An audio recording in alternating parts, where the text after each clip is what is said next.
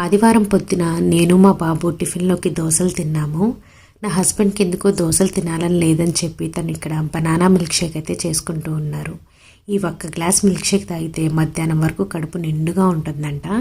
And అలాగే ఇక్కడైతే నేను మటన్ కర్రీ చేస్తూ ఉన్నాను. ఈరోజు ఆదివారం కాబట్టి మా అత్తయ్య చికెన్ బిర్యానీ చేస్తున్నారంట. మా అందరికీ భోజనాలకి రమ్మని చెప్పారు.